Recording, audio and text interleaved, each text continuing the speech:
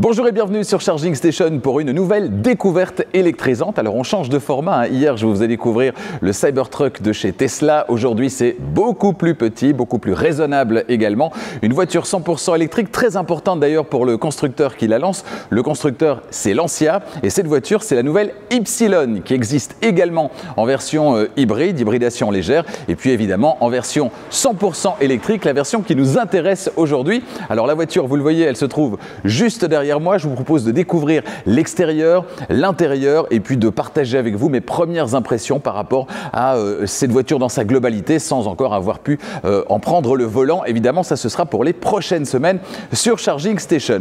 Cette voiture, elle a été présentée le 14 février. Elle a une ligne pour le moins originale et puis avec cette voiture, eh bien, Lancia propose du confort, promet en tout cas du confort, de l'élégance à l'italienne. Lancia qui se relance avec cette ambition de rester quelque part un peu premium dans la galaxie de Stellantis et des marques italiennes. Alors sans plus tarder, on va s'intéresser à l'extérieur.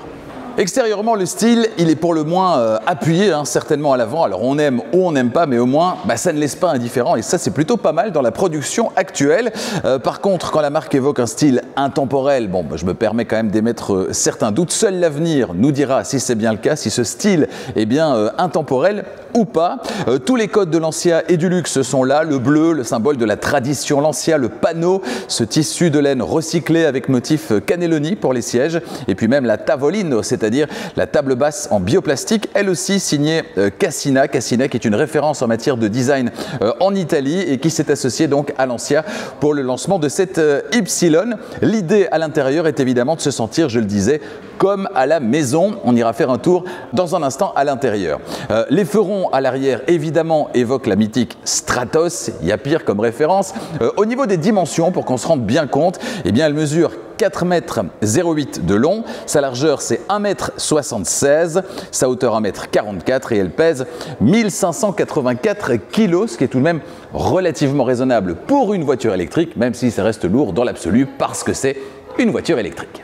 Dans les entrailles de cette Y, on va retrouver le cocktail technique auquel on a déjà goûté maintes et maintes fois chez Stellantis, à savoir la plateforme CMP, le moteur électrique de 115 kW, c'est-à-dire 156 chevaux, la nouvelle batterie de 51 kWh et 403 km d'autonomie revendiquée pour cette Y. Le couple 260 Nm et comptez 24 minutes pour une recharge de 20 à 80% sur le courant continu, évidemment. 10 minutes de charge permettent de récupérer 100 km, ça c'est dans les meilleures conditions.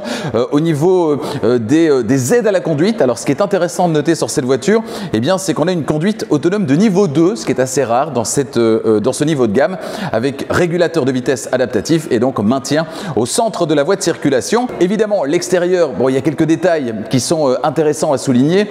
C'est avant, notamment avec ce bandeau en noir brillant, certainement un petit peu fragile, mais en tout cas du plus bel effet, avec cette signature visuelle qui la rend reconnaissable entre mille. C'est sans doute la partie avant qui sera la plus clivante en matière de design. Sur le côté, on le voit, on a des passages de roues avec du noir brillant, là aussi un petit peu fragile. Sur les jantes, on a ce Y qui revient évidemment, ce Y qui revient dans le dessin des jantes. Et puis la partie, on le disait, à l'arrière avec ce petit logo Lancia qu'on est très heureux de revoir évidemment. La partie arrière, c'est sans doute pour moi la partie la plus réussie, qui est vraiment très sympa, avec ces feux qui sont vraiment très très chouettes.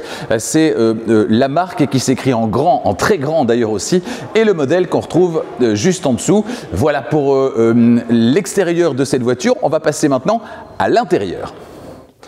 À l'intérieur de cette voiture, c'est un peu à boire et à manger. Alors, on retrouve, c'est vrai, un côté italien, un côté design avec les tapis, avec les sièges qui sont très jolis visuellement en plus d'être confortables. Et puis, on a aussi beaucoup de piano black. Et le piano black, ça fait pas très premium et ça, c'est un petit peu dommage. On en retrouve de part et d'autre des écrans, autour des écrans. Et puis, surtout, malheureusement, ici sur la console centrale. Et ça, c'est vraiment dommage parce que ça donne pas une impression très valorisante. Voilà, c'est pas très premium de retrouver tous ces plastiques, ce noir brillant qu'on retrouve à l'extérieur et à l'intérieur, et dans les deux cas, c'est très fragile.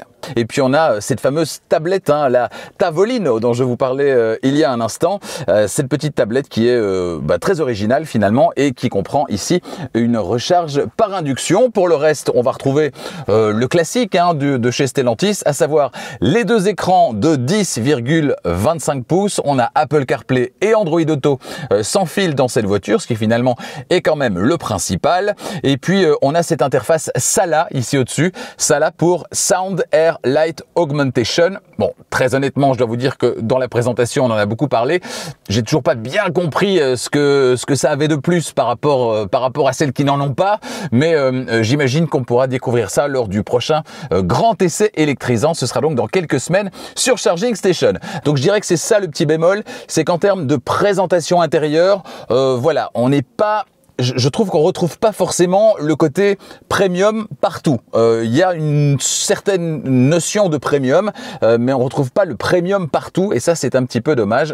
Voilà qui clôture cette petite vidéo consacrée à la Lancia Ypsilon que je vous ai proposé de découvrir là brièvement en quelques minutes à l'extérieur, à l'intérieur et puis ses caractéristiques techniques également. Dites-moi ce que vous en pensez dans les commentaires. En attendant, si vous n'êtes pas encore abonné à Charging Station, la chaîne YouTube de référence des grands essais électrisants, le prochain ce sera dans quelques jours, eh bien n'hésitez pas, abonnez-vous et n'oubliez pas d'activer la clochette des notifications pour être prévenu dès qu'une nouvelle vidéo électrisante est disponible.